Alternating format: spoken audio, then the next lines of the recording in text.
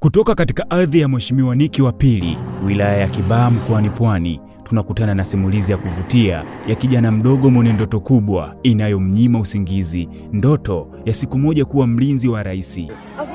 Kipa lazima nimlinde rais. Watu wanasema huyo rais labda wa TFF au wa Yanga, unawaambiaje? Kwani hao wanaomlinda rais sio binadamu? Hizi ndoto sio kufa leo wala kesho. Kijana huyo ni Aweso Abdallah, mwenye umri wa miaka 13, mwanafunzi wa darasa la 4 katika shule ya msingi Lumumba. Ndoto yake imewashangaza wengi, kwani si jambo la kawaida kwa mtoto wa umri kama wake kuwa na maono makubwa yaliyolenga huduma ya juu kwa taifa. Ndoto yake kubwa ni kuja kuwa mlinzi wa rais. Ndio. Anataka kumlinda rais kutumia nguvu, na ana nguvu sana kutumia mlinda rais. Kwa mujibu wa Aweso mwenyewe, hii si ndoto ya kawaida tu, bali ni maisha anayoishi kila siku. Amejijengea nidhamu ya kipekee kwa kuishi kama komando, akifanya mazoezi magumu ya mwili, ikiwemo kukata fimbo kwa mikono na wakati mwingine kuvunja tofali kwa kutumia kichwa chake.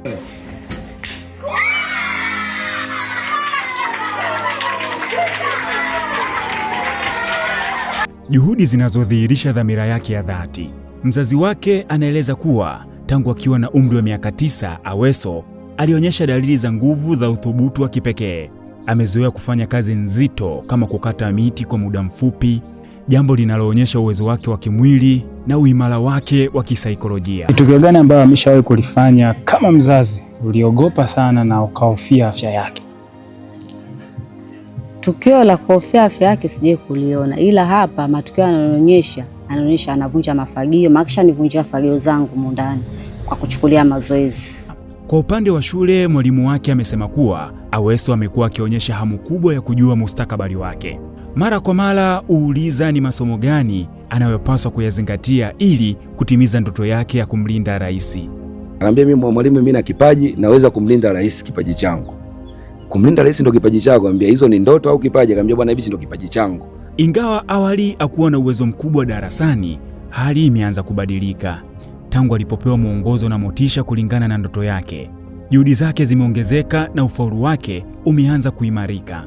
Nataka nikuthibitishie mwalimu kwamba naweza kumlinda rais na uwezo wa kuvunja miti, naweza kupasua kichwa kwa tofali kwa kichwa, pia naweza kuvunja miti. Hii ni hadithi ya kijana mdogo mwenye maono makubwa, mfano hai kwamba ndoto hata zikiwa kubwa kiasi gani zinaweza kuanza kujengwa tangu umri mdogo kwa nidhamu, juhudi na mwongozo sahihi. Kusambaa kwa video mitandaoni ikimwonyesha kijana ambaye ni mwanafunzi wa shule ya msingi akifanya matukio ya kikomando ikiwemo kuvunja miti pamoja na kupasua tofali. 7 Media leo tumefunga safari kutoka makao makuu jijini Dar es Salaam Mikocheni hadi nyumbani kwake huko Kibaha. Tumekuja kuzungumza na kijana huyo, ndoto yake, lakini pia maisha yake kwa ujumla, na yeye kipaji hichi alikigundua akiwa na umri gani. Bwana, mambo vipi? Poa. Kwema? Kwema. Komando? Ndio komando. Bwana, kwa majina wewe unaitwa nani? Naitwa Aweso Abdallah Hamisi. Aweso Abdallah Hamisi. Ndio. Una miaka mingapi? Na miaka 13. Aweso, una miaka darasa ngapi unasoma? Darasa la 4. Darasa la 4. Bana, kama unavyomsikia Aweso amejibu kikomando pia. Leo kazi ipo. Aweso, natamani kufahamu kipaji chako cha ukomando umekigunduaje? Kama ulijuaje kama una uwezo wa kufanya hivyo vitu? Nilikuwa nafanya mazoezi kutumia kijana, kuna mtu alinisaidia kufanya komando nije kulinda rais, kumlinda Masamia, na mimi nikagundua kufanya mazoezi, nilikuwa na wenzangu analinda, na mimi nikaanza kufanya mazoezi. Kwa hiyo nataka nimlinde rais wa Masamia, nataka na mimi baadaye nije kumlinda Masamia. Ndoto yake kubwa ni kuja kuwa mlinzi wa rais. Ndio. Anataka kumlinda rais kutumia nguvu, na ana nguvu sana kutumia mlinda rais. Nimeona vile video ambazo zinasambaa ukionyesha kwamba ukivunja miti, ukipasua tofali. Vipi, huaga haupati madhara yote, labda kuumia ama ni aje, ni gani ukilala labda kuna namna unaweza kujisikia vibaya? Hapana. Kufanya mazoezi tu alikisi umiaga wala ovyo. Wala sifanyi chochote. Ni mazoezi uwaga unafanya mazoezi ya aina gani? Mazoezi kukata miti, wasiwajiwe, nini kila kitu nafanya. Umri wako ni miaka 13, si ndio? Ndio. Lakini unafanya vitu vya kikubwa. Ulishawahi kukutana labda na maoni mabaya labda kwa wazazi wakakukataza usifanye hivyo vitu, ama watu wako wa karibu hivyo? Hapana, hawajawahi kunikataza. Na nafanya hivi kwa ajili ya kumlinda Masamia vizuri na kumsimamia vizuri na kumtengenezea vizuri msimamia. Hongera sana Komando. Mimi nataka kujua ndoto yako ni kuwa mlinzi wa rais. Sasa kwa ufupi tu, ndoto hii labda ulishawahi kuiona kwa mtu fulani, au kuna komando fulani ambao huwa anamtazama na wewe ukaamua sasa na mimi niwe na ndoto kama hii? Ndio. Nani? Nilimwona kijana alikuwa anafundishwa na mimi nikaanza kutamani kufundishwa, na mimi nikapata mkuu akanifundisha. Ni mtaani nikaona bosi ananifundisha, basi na shule nikamwona mwalimu wetu akaanza kutufundisha na sisi, na mtaani anafundishwa vile vile kama mwalimu Fungo anatufundisha mazoezi, mtaani tunaenda tunafundishwa kama hivyo. Vipi, inasemekana kwamba pale shule wewe mkorofi sana. Ni kweli una ukorofi wa kupiga wazee? Hapana, mimi si mkorofi, ila onyeshe kipaji changu cha kweli kulinda rais. Okay. Haujawahi kukitumia kipaji chako ama nguvu zako vibaya, labda ukatumika labda kwenye wizi ama kwenye nini? Haujawahi kutumika hivyo? Hapana. Ndio, sikutumia vibaya, ila nilikuwa nafanyaga mazoezi, fanya kwa bidii. Okay, ulishawahi kufanya tukio gani la kulinda familia sasa hapa nyumbani? Kama kuna kitu chochote labda kishawahi kutokea, labda mwizi au nini, na wewe ukatumika kama msaada? Hapana, haijawahi kutokea. Na vipi wanafunzi wenzio wakikuona wanakuchukuliaje? Hawakuogopi? Hawaniogopi, ni kama rafiki zangu tu, lakini nafanyaga mazoezi wote kwa pamoja kwa jumla. Okay. Mtazamaji wa 7 Media, ni kijana Aweso mwenye umri wa miaka 13. Ndoto yake kubwa ni kuja kuwa mlinzi wa rais, na kama ambavyo umemsikiliza na video ambazo zinasambaa kwenye mitandao ya kijamii na 7 Media pia tumejionea wenyewe kwamba sio magic kitu anachokifanya, ni kweli anafanya yeye mwenyewe. Umri wake ni miaka 13, lakini vitu anavyovifanya ni vitu vikubwa sana. Sasa tupo naye hapa Komando, natamani pia nimuulize maswali matatu ya mwisho kabla tujazungumza na mzazi wake. Komando, ndoto yako kuwa bodyguard wa rais. Ndio. Nje ya hiyo ndoto ulikuwaga na ndoto nyingine? Ndio, nilikuwa na ndoto nyingine, nilikuwa polisi, nilinde watu, nilinde nani kama familia, nilimlinda rais, nilimlinda Masamia kama hivi nilivyomlinda. Kama nilivyolinda wazazi wangu, basi namlinda Masamia pia. Okay, nyumbani wewe ni mtoto wangapi kuzaliwa? Mtoto wa 3. Kuna familia yenu kuna mtu yoyote yule labda polisi ama nani? Labda baba ama? Hapana, hamna polisi. Kama familia tu. Na mtu familia kawaida tu. Okay. Bana, mimi nakushukuru sana Komando, na mimi nakutakia kila laheri katika kazi zako, na mimi naamini ndoto ambayo umeiota ni ndoto kubwa sana na ipo siku itatimia. Neno lolote kuwaambia Watanzania na watu ambao wanataka kukusupport? Ndio, ndoto ni nzuri, ila Mwenyezi Mungu anijalie nipate kipaji kizuri sana, na nimekipata, na Mungu akanijalia nimepata kipaji kizuri sana, na nitazidi kwa kuweka watu vizuri sana na kuwalinda watu vizuri. Asubuhi waga unafanyaga mazoezi gani? Ndio, kupiga pishapu, nini, kukata miti, nini, kubeba matofali, kila kitu kama nitafanya huko. Hongera sana. Sawa. Shikamoo. Marahaba, ujambo? Sijambo, kwema? Kwema za siku. Salama kabisa. Hongera kwanza kwa kuwa na Komando. Asante. Kipaji cha mwanao ulikigundua akiwa na umri gani? Kusema la haki, kipaji cha mwanangu nimekigundua akiwa na miaka 9, kwa sababu huyu mimi ni mamake mlezi. Aliletwa hapa akiwa na miaka 9, nilipoletewa, lakini kwa jinsi ninavyomuona na matukio na kazi anazozifanya yuko tofauti na wenzake hapa nyumbani. Na hapo nikagundua huyu ana kipaji. Kadri ninavyokaa naye, tunavyokaa kufanya kazi, nikasema kwani mwanangu wewe, mbona hizi kazi zimezidi vipi? Mimi Mungu akipenda nitaenda jeshini. Haya sawa. Lakini nashukuru sasa hivi kidogo naona matumaini hapo. Umesema kwamba ni mama yake mlezi na aliletwa hapa kwako. Vipi mama yake mzazi na ilikuwaje mpaka akafika hapa? Mama yake mzazi hapa hayupo. Mama yake mzazi yeye yupo sehemu nyingine. Mtoto ni mtoto wa mume wangu kwa ufupi. Kwa alienda kuchukuliwa na baba yake nikaletewa hapa. Kwa akaanzia hapa tokea darasa la kwanza mpaka pale unapomuona akiwa na miaka 9 mpaka sasa hivi miaka 13. Na kwenye historia labda kwa baba uko au kwenu, kuna mtu yote ambaye anahusika na masuala ya uaskari, yani labda askari magereza, polisi au komando? Kwetu sisi hapana, hakuna. Sijajua kwa babake, maana babake ana upande nyingi sana. Inawezekana yeye anafahamu, lakini kwangu mimi sijafahamu kama kuna askari au polisi au komando. Sijawahi kuona. Ni tukio gani ambalo ameshawahi kulifanya kama mzazi uliogopa sana na ukahofia afya yake?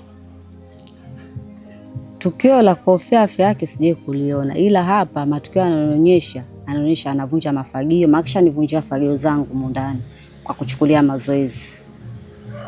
Kwa ndo hivi mazoezi tunamuona kukata miti ukimwambia kukata ni chapo.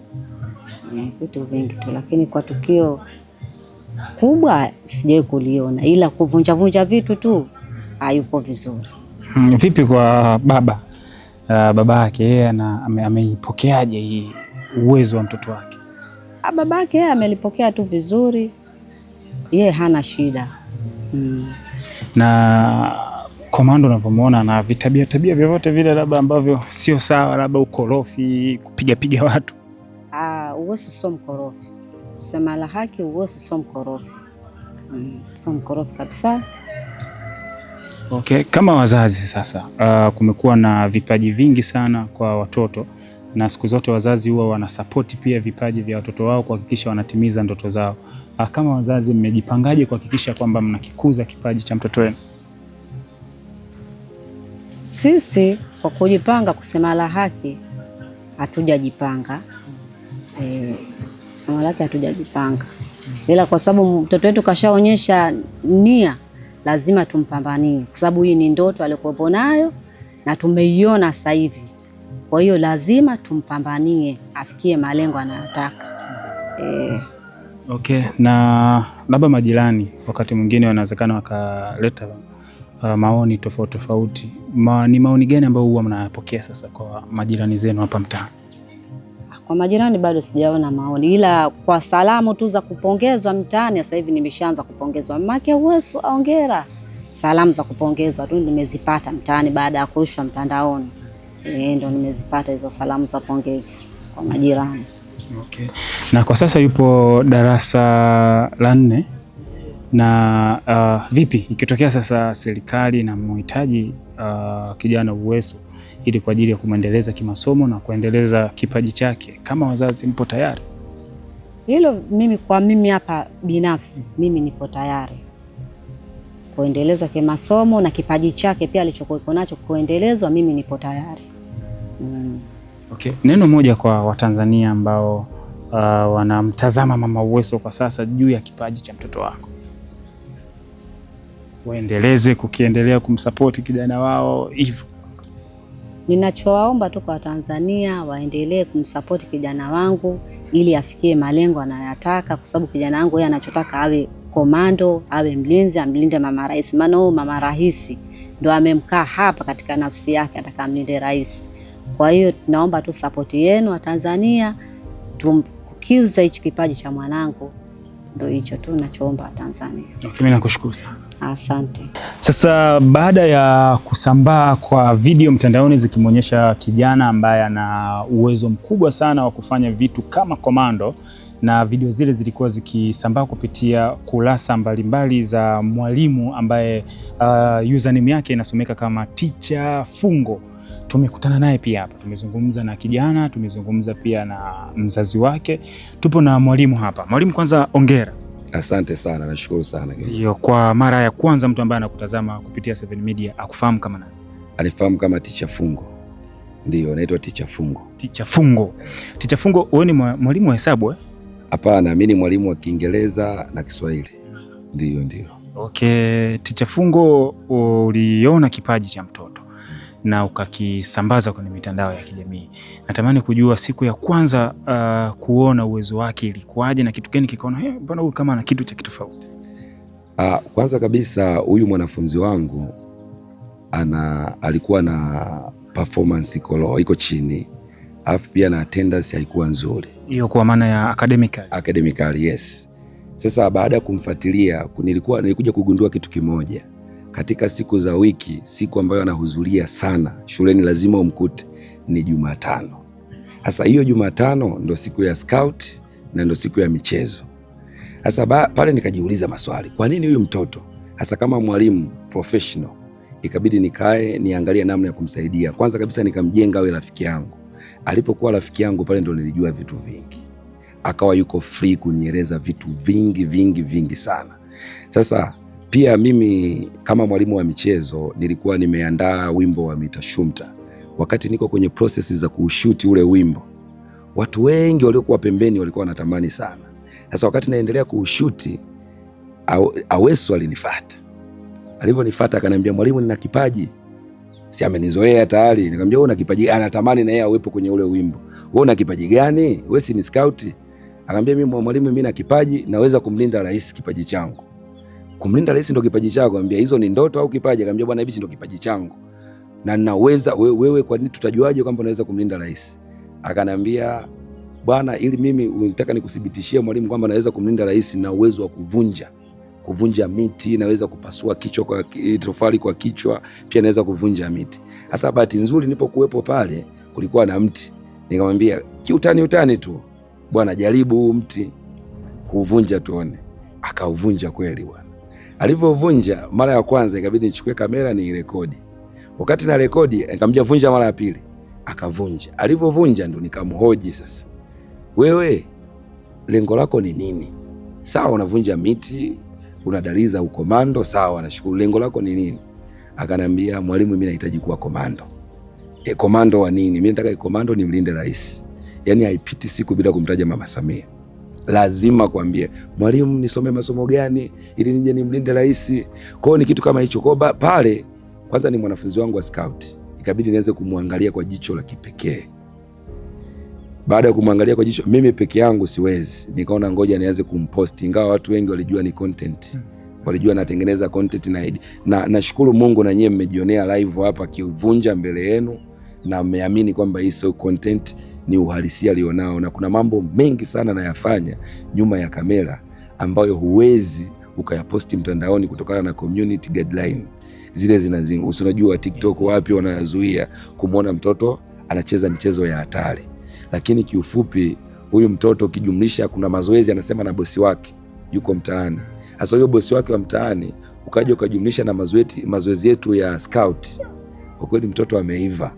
Na hadi muda mwingine anajiona kabisa kwamba mimi hata leo niko tayari nikamlinda rais, hata leo, kwa sababu nimeiva. Na anajaribu kuniaminisha, anaweza akaja na fimbo, akaja na fimbo kubwa, au yani fimbo kubwa, mti mkubwa, akakwambia, mwalimu, nipigie hapa uone kama utavunjika, ili kuniaminisha kwamba ana uwezo wa kumlinda rais.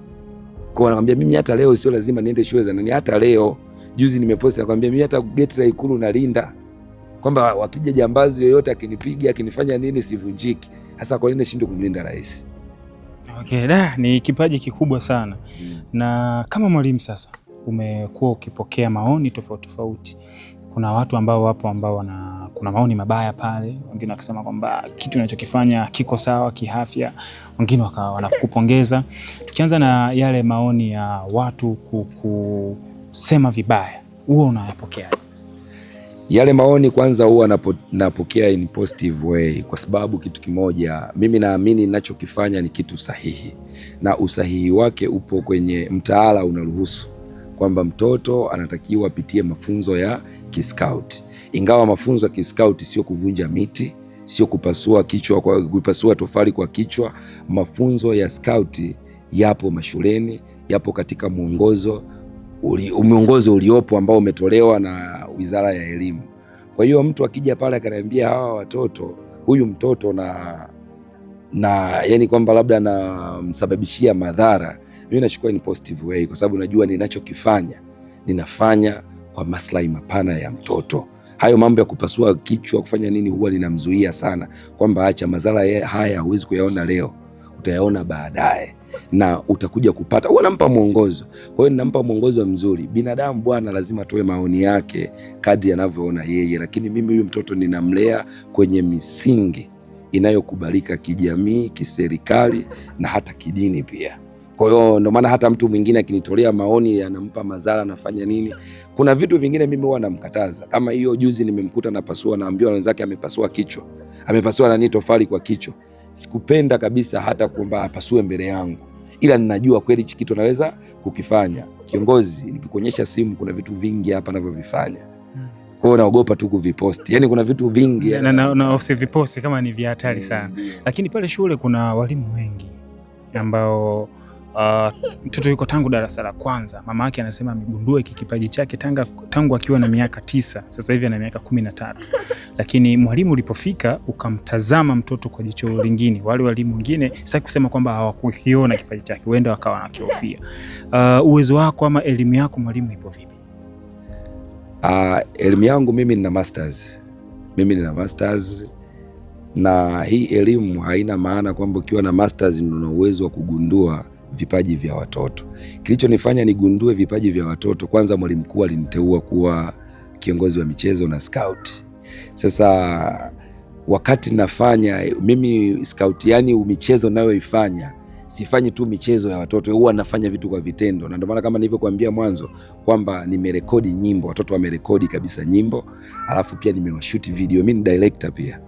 Ndio, nina director na direct movie, nafanya nini. So wakati nafanya hivi vitu watoto wananiona.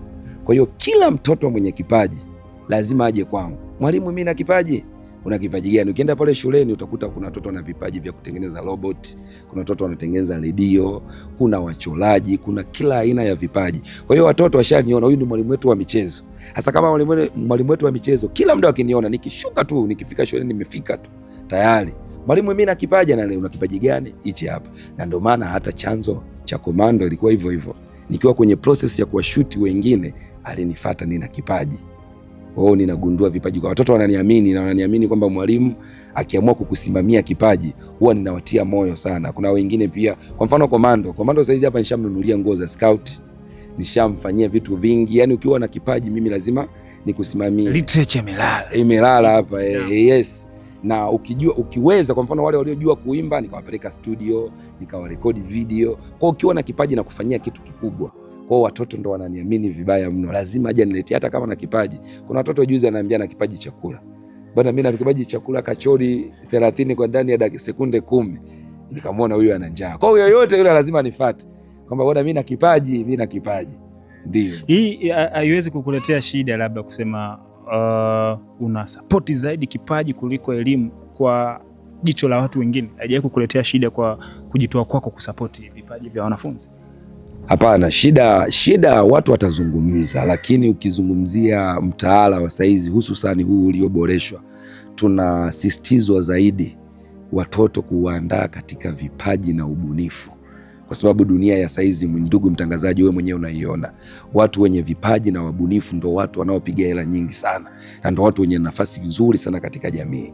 Kwa hiyo sasa mimi, mtu akitokea pembeni kwamba mwalimu, kuna wengine unaona ukicomment huyo mtoto asome afanye nini, kama nilivyokuambia before kwamba kijana alikuwa na attendance ndogo, lakini huwezi amini saizi attendance yake ni kubwa. Hakosi shule yule, lazima aje shule akijua kabisa shuleni naenda kupata masomo na kitu ninachokitaka. Na hawa watoto ninapokuambia wenye kipaji, ukija shuleni pale nina darasa kabisa la vipaji. Wote wenye vipaji pale mahudhurio yao shuleni yalikuwa ni mabovu. Lakini baada ya kuona vipaji vyetu vinaendelezwa, watoto kila siku lazima waje shule. Wale wa mpira, kuna watoto wa mpira mle. Yaani juzi kidogo nataka niwapeleke Azam pale wakafanye majaribio. Wale watoto wako vizuri, wanacheza mpira hatari. Sasa hawa watoto tunawaandaa.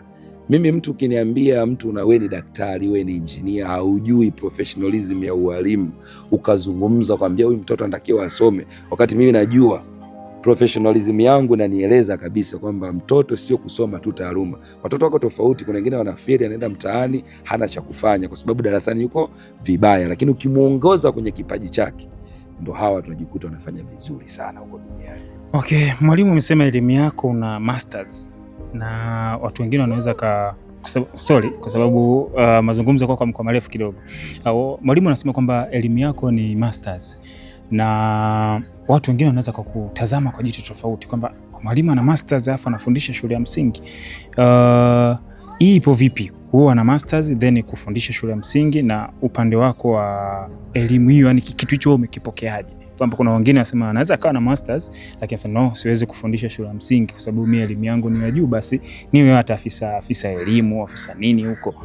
Wewe kwa upande wako umeipokea vipi na unaibalance vipi elimu yako na kazi ambayo unaifanya? Kwanza kabisa kama nilivyokuambia, mimi na enjoy kufundisha huku chini. Alafu hii masters nimeipata ina kama wiki 2 au 3 ndo nimemaliza. Kwa hiyo siwezi nikajaji sana au nikaumia kuwa shule ya msingi. Nimemaliza utafiti, nina wiki kama mwezi wa 4 ndo nimemaliza utafiti. Mwezi wa 4, mwezi wa kwanza. Kwa hiyo nikatunukiwa na cheti changu. So siwezi kuumia sana kwamba kwa nini nipo huku. Kwanza na enjoy, mimi ni mwalimu.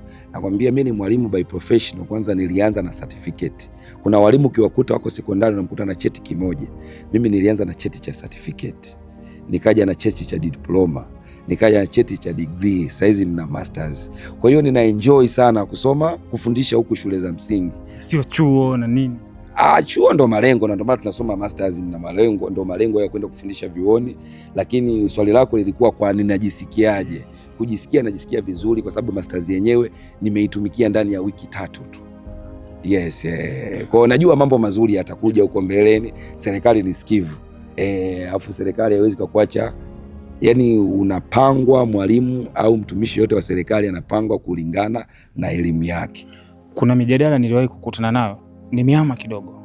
Kuna mijadala nimekutana nayo, watu wanasema kwamba siku zote mtu au mwalimu ambaye anatakiwa apewe heshima kubwa ni mwalimu ambaye anafundisha mwanafunzi shule ya msingi, tofauti na yule mwalimu wa chuo. Kwa upande wako, ipi ngumu kati ya kufundisha watoto kuchini ama kufundisha walimu wa vyuo? Ingawa kwenye masuala ya malipo na mishahara, walimu hao ambao wanafundisha watoto wa shule ya msingi inasemekana kwamba malipo yao ni madogo kuliko hata wale walimu ambao wanafundisha ngazi ya vyuo vikuu. Sasa kwa upande wako wewe, hili swala ipi ngumu, kufundisha watoto wa shule ya msingi ama kufundisha elimu ya chuo? Kwanza kabisa kwenye swala la maslahi, nimpongeze Mama Samia. Ni miongoni mwa mama rais ambao walikuja kufanya maboresho makubwa sana kwenye maslahi ya watumishi, hususan walimu. Kwa hiyo saizi kwa walimu walichukua tunalia zamani, sema ile kulia kwa zamani ndo imebaki hadi leo. Watu wanaamini kabisa kwamba walimu wa zamani walikuwa wanapokea mshahara mdogo siji nini. Si kweli. Ni kweli zamani, lakini kwa saizi Mama Samia amejaribu kufanya marekebisho makubwa sana katika maslahi ya watumishi. Kuhusu utofauti wa mwalimu wa shule ya msingi na chuo kikuu, blaza, mwalimu wa shule ya msingi ni mwalimu ambaye anatakiwa angaliwe kwa jicho la kipekee. Alafu pia kuna kitu kingine ambacho ninataka niwatoe hofu wa Tanzania. Walimu saizi wa shule ya msingi blaza ni degree na diploma zime. Kama unavyoona tuna masters kama hivi, na masters mimi peke yangu ambaye nimegraduate huu mwezi ambao tumetoka shule ya msingi ni zaidi ya walimu nao wafahamu, ni zaidi ya walimu 20. Ukija kwenye shuleni degree ndo zimejaa. Kazi kubwa ya kumfundisha mtoto mdogo ambaye hajui chochote, hajui kujisomea, huyu mtu ni professional brother. Huyu mtu ni aangalie kwa jicho la 3. Kwa sababu chuo kikuu unamfundisha mtu ambaye, au sekondari unamfundisha mtu ambaye anajua kwamba mimi naishi katika maisha mabaya, mimi natakiwa nisome, elimu ndio ufunguo wa maisha, kwa hiyo natakiwa nisome hapa. Anajua nifate misingi yote, lakini mtoto mdogo hajui chochote kwa shule ya msingi. Kwanza umlee, umtie moyo, umweleze, umfundishe namna ya kujisomea yeye mwenyewe. Kazi ni kazi kubwa sana, hususan hao wenzetu wa awali ndo kabisa, usizungumze wale pale faza, ndo elimu ilipo. Na mimi ningeishauri serikali, hawa walimu wa awali wangeajiriwa kuanzia degree hadi kuelekea masters. Sasa huku juu ndo wanaweza kaangalia sasa, hata diploma unaweza kaiajiri huku juu, kwa sababu si ni kumuongoza tu. Kuna nini sasa? Huku chuo kikuu ni kumuongoza mtu, anaweza akasoma mwenyewe na akafaulu, wewe unakuwa kama muongozaji tu. Ndio. Okay. Mwalimu, kwanza hongera kwa unachokifanya. Na tunaenda ukingoni. Nataka kujua ni muda gani upo katika kazi yako hii ya ualimu, na mpaka sasa umeshafanikiwa kuvitoa vipaji vingapi nje na Komando? Saizi mimi nimeajiriwa toka 2015. Ajira yangu ya kwanza ilikuwa ni Nzega DC, na wakati nipo kule Nzega DC, nashukuru sana Mungu, nilijitahidi sana kufanya vitu vingi ambavyo niliwatoa watoto, sema kule kulikuwa ni mbali kama saizi hapa tulivyo hii Kibaha, waandishi wa habari kama nyinyi inakuwa ni rahisi kutufata, lakini kulikuwa ni mbali sana, ila nishajitahidi sana. Kuna watoto saizi wanasoma kwa sababu ya sanaa kule Nzega kule. Walichukulia, kuna mgeni rasmi alikuja pale shuleni akawakuta watoto wanaimba, wanafanya nini, akawapenda ile sanaa. Saizi anawasomesha na anaendelea kuwasomesha. Ukija kwa hii Kibaha saizi nina miaka, huu ni mwaka naenda wa pili. Sasa nashukuru Mungu, katika huu mwaka wa pili toka nilipofika, kama nilivyokuambia mimi ni director wa movie. Nilianza kuwashoot watoto movie na waigizaji pale shuleni. Safi sana, wanaigiza vizuri wale, ingawa hawajaenda sana. Nilitoka kwenye movie nikaja kwenye nyimbo. Wale wanaoimba na wenyewe kidogo nimewapeleka sehemu, ingawa ni tofauti na Komando. Komando anaweza kawa ni miongoni mwa wanafunzi wangu bora kuwasimamia, na wamenipeleka mbali hadi 7 Media inakuja kunihoji, kwa kweli kitu hakijaitokea. Kwa hiyo Komando ameonyesha kidogo kwamba Mungu amefungua milango, kwamba mwalimu umefanya sana kazi. Unajua Mungu muda mwingine anaona kwamba mwalimu umefanya sana kazi, na hata ukipitia peji yangu utaona watoto wengi wana vipaji mbalimbali. Kwa ni kazi yangu naifanya. Yes, ndio kwa sababu kama nilivyokuambia mimi ni msanii pia, ni director pia, mwigizaji, mwimbaji. Nishaimba na watu wengi, akina Suma Mnazareti. Suma mchambuzi amekimbia muziki. Suma Mnazareti kimbia wake ya mwisho kabisa kuifanya kabla hajakimbia muziki amefanya na mimi. Inaitwa Pamewaka Moto. Ukienda YouTube unaiona bonge la video. Ile ambayo Bidazen aliwakataa. Blaza wakati tupo naye alikuwa hazungumzi hayo mambo, ila ukikutana naye alikuwa na stress nyingi, kwamba yani hataki kabisa kuzungumzia mziki. Hata mimi anakuja kufanya kazi na mimi ilikuwa ni respect tu, alikuwa hautaki kabisa mziki. Tukafanya naye mziki, akina Dulayo nishafanya naye, Nulueli wa Bibend nishafanya naye. Sasa baada ya hapo nadhani nilivyoingia kwenye ualimu rasmi nikasema, kwa sababu nimeshindwa kutoka mimi kama mimi, ngoja niwatoe wanangu. Okay, mimi nataka uzungumze na Watanzania ambao wanakutazama sasa hivi kupitia 7 Media juu ya kijana Komando.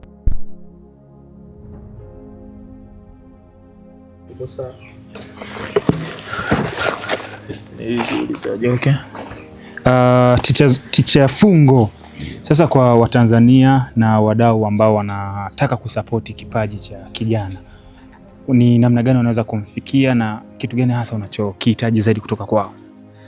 Ninachohitaji kutoka kwao hasa kabisa ni support ya aina yoyote ile, kwa sababu kijana kila siku ananisumbua. Maswali yake, nitamfikia vipi Mama Samia? Maswali yake, nifanye nini, nisome nini ili niweze kumlinda rais? Sasa nilikuwa ninaomba hususani vyombo vyetu vya dola, kama vitamuona huyu kijana, tunaamini kuna shule za jeshi, anaweza akaenda kusoma shule za jeshi. Hata kama tutashindwa kumpeleka shule za jeshi, basi hata sapoti ndogo ndogo, nadhani mmeona mazingira wenyewe.